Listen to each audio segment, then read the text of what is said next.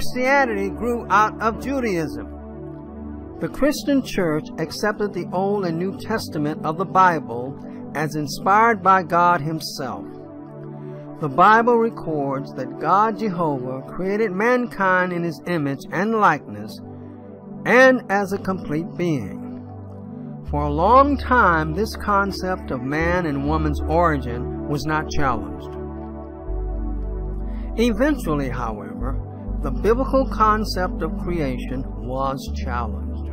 And out of this challenge came the theory of evolution. This theory espoused that mankind was not really created as a complete and finished product by God, but rather the result of millions of years of evolving by natural selection, starting from the lowest form of life to the present form of mankind.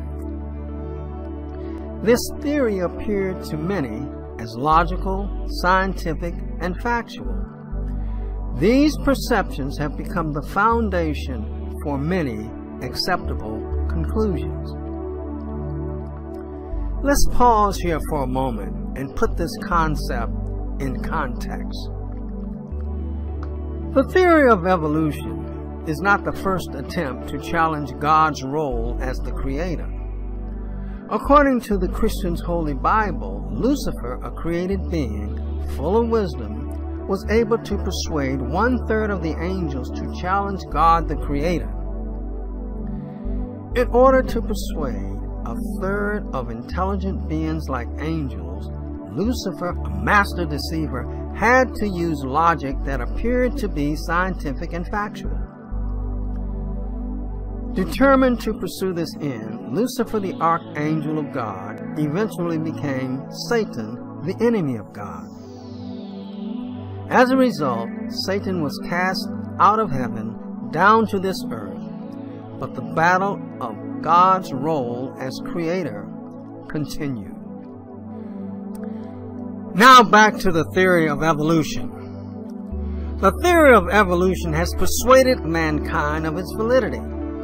It removes accountability for equal respect for all mankind. From a small germination, the theory of evolution grew, and out of it sprung the concept of the survival of the fittest.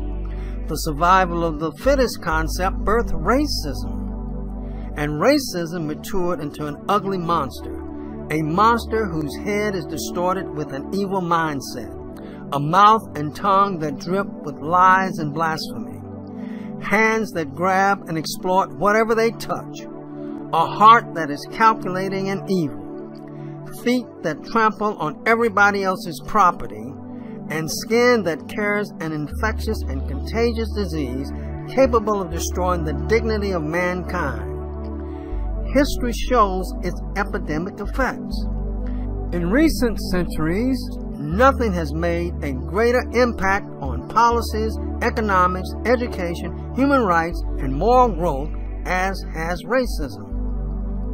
Racism has been so devastating that it has affected the foundation of biblical creation and Christianity. It has been so blinding that many of the Christian churches cannot see that racism and true Christianity are not compatible. Many have abandoned the biblical principles of origin, which has insulted the service sacrifices of Jesus Christ and His teaching. If you believe your origin was created by God, then serve Him. Or if you believe your origin came from evolution, the root of racism, then serve it. But if as a Christian you choose evolution, the root of racism, then shame on Christianity.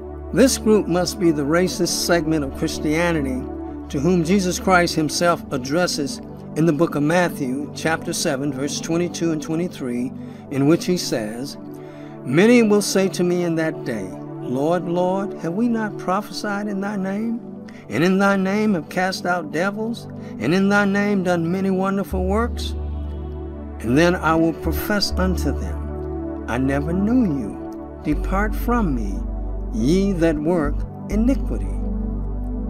and racism is iniquity.